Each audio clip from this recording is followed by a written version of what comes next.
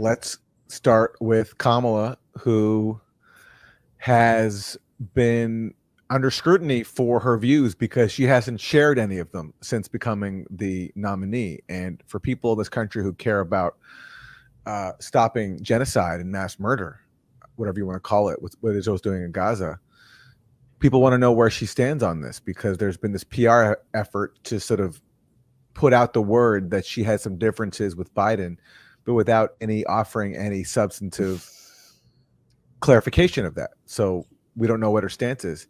And so this week, Kamala Harris met with some members of the uncommitted movement in Michigan.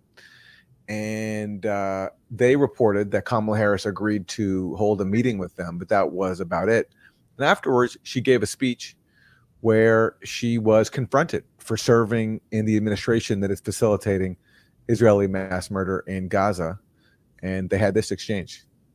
He intends to surrender our fight against the climate crisis, and he intends to end the Affordable Care Act. You know what? If you want Donald Trump to win, then say that, otherwise I'm speaking.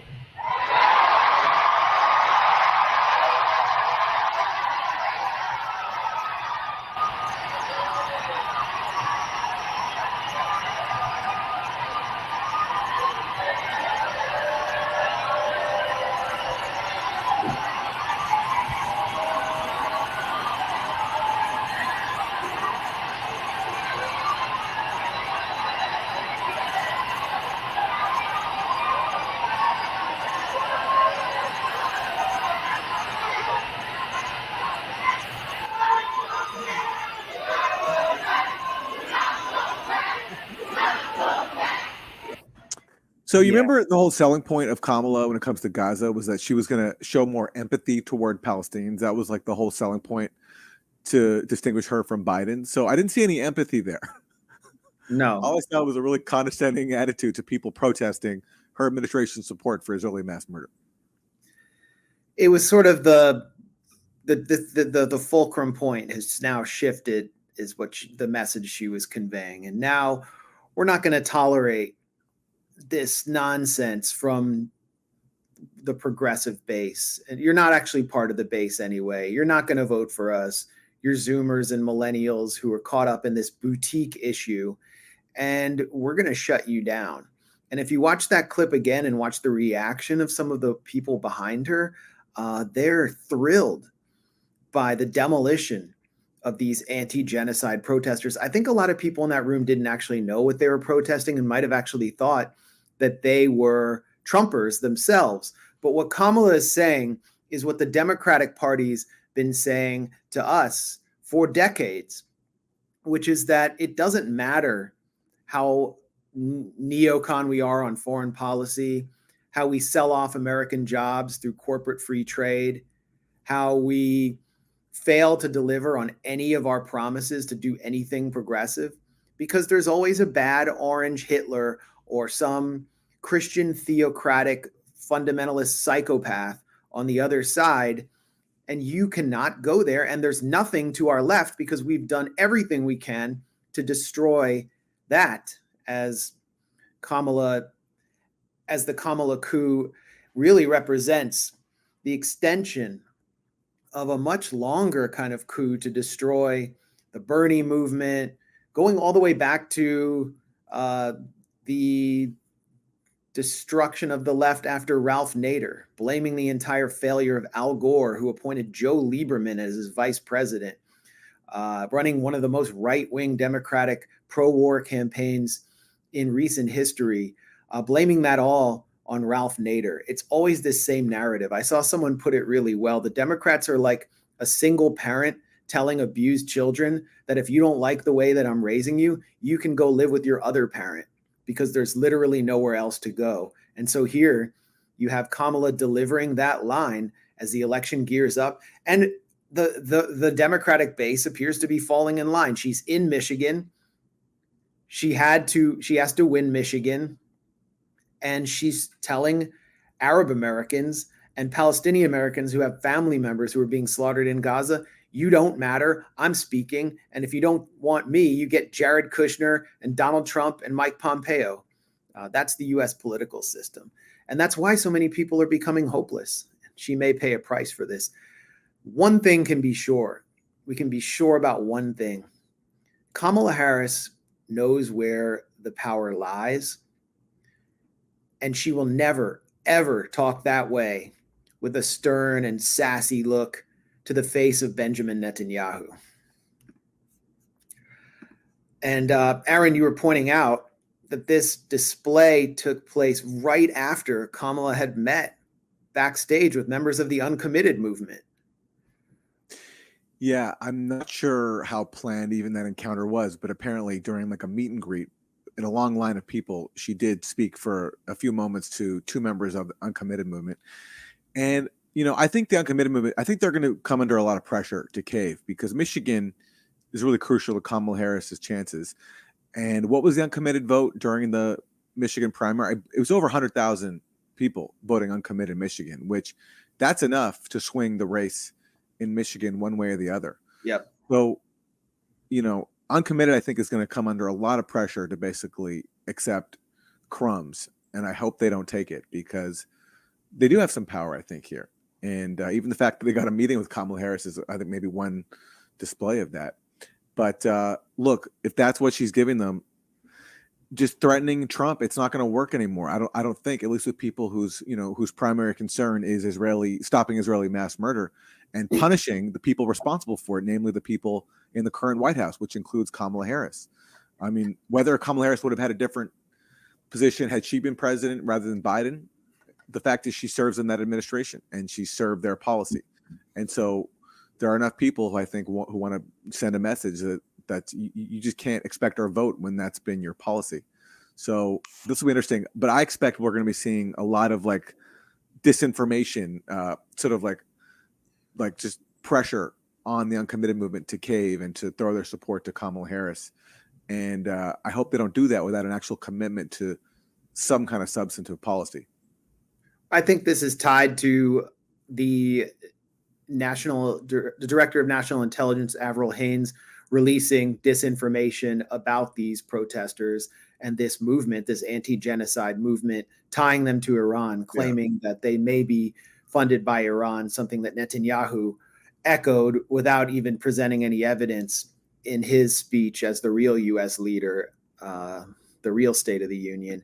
And now here's Kamala's foreign policy advisor, the top foreign policy advisor on her campaign, a retread from the Obama administration who oversaw the Syria dirty war in a certain capacity, Phil Gordon, issuing an important clarification for anyone who's not sure where Kamala stands on the issue of the Gaza Holocaust.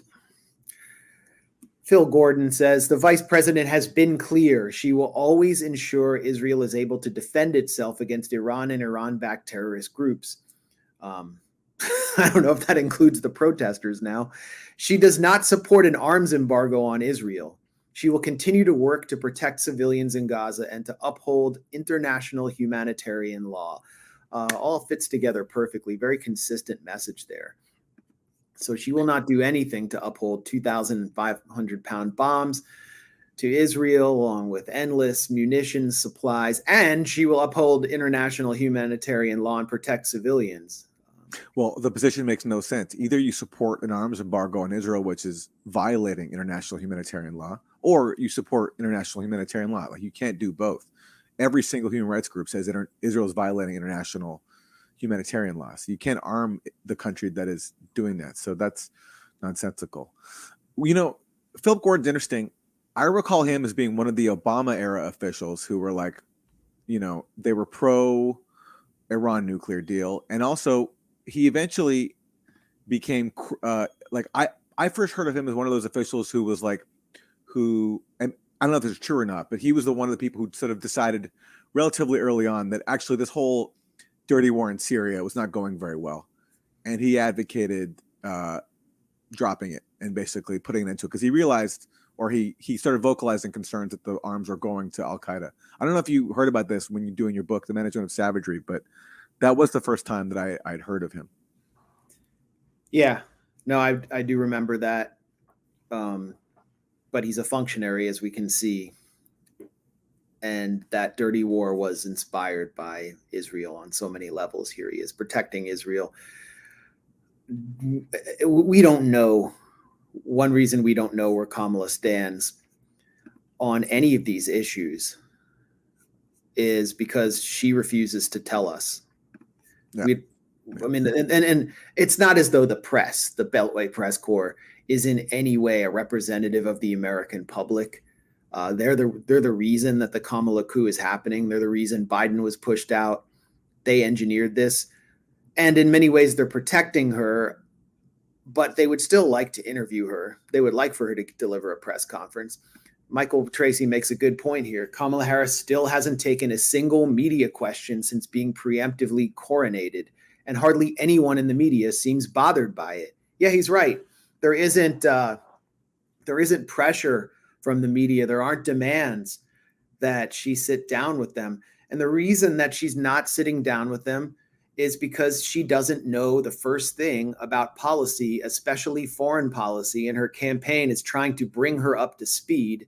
And this is someone who never won a delegate before, who really is elected by the party bosses, who themselves are representative of the billionaire donor class, which is heavily Zionist. So she's learning her script right now, but she might get tripped up very easily. We don't know what she thinks about any of these issues. And so she'll tell someone from the uncommitted movement that she sympathizes with them, and they'll cry and say that their relatives in Gaza are being slaughtered. And then she'll go on stage and denounce those same people in front of her followers because she's basically an actor. She's like Ronald Reagan without gravitas, without some other characteristics. I guess without Alzheimer's is all that matters now. You know, they could have, if they wanted to, put some distance between her and Biden and Netanyahu, but they've gone out of their way to show that she's in lockstep with Biden. So, for example, a week ago, Biden had that phone call with Netanyahu after the assassination of Ismail Haniyeh. And this is like the phone call where Biden was supposedly got tough with Netanyahu. But in real life, what did he do? He promised more deployments, U.S. military deployments, to back up Israel to help enforce its aggression. And the Biden administration put out a readout of the call. They didn't even mention pushing for a ceasefire, didn't even include that. And they talked about how we're sending more weapons and deployments to back up Israel against Iran. And they made a point of saying that Kamala Harris was on the call. So that to me read like an effort to basically say that Kamala Harris is in lockstep with Biden and therefore in lockstep with Netanyahu on this, because that's who they're backing up here. So far, they've done nothing to dispel the notion that Kamala Harris is totally in line, as she said, with Biden when it comes to enabling Israel in its mass murder rampage. I mean, how is she not going to be in line? When is she going to form an independent thought on these issues? Her foreign policy experience was limited to addressing the root causes of illegal migration to the U.S. from Central America. And she went to Guatemala and issued licenses for a Visa plant, Visa, the credit card company, to set itself up in Honduras to provide jobs. A company that represents getting millions and millions of working poor people in massive debt. And that was like her main achievement. She's just completely out of her depth, and by design. I mean, she's the perfect person for the national security state to puppeteer. So of course she's in lockstep with Biden for now. Does she want to get Jake Sullivan out of there after the disaster that he's presided over since and before October 7th? Does she want to end the charade, the disastrous charade of the Abraham Accords, which triggered the October 7th attacks? Does she even understand the connection? Does she want to continue sanctioning 1/3 of the globe, leading to the rise of BRICS? Does she even understand what BRICS is?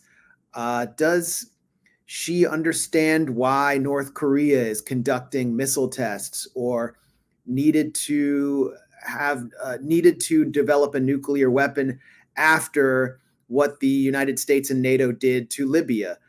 She doesn't understand that at all. I guarantee you. Biden, at least understood these. He just took all the wrong positions. So there was some independence there, enough independence for him to basically strong arm the Afghanistan withdrawal, maybe one of the only good things he did as president, which was also a massive disaster. So we're basically heading into an era where the national security state is going to have unprecedented control over the White House. And I mean that even if Trump is president too, but that's an issue for another day.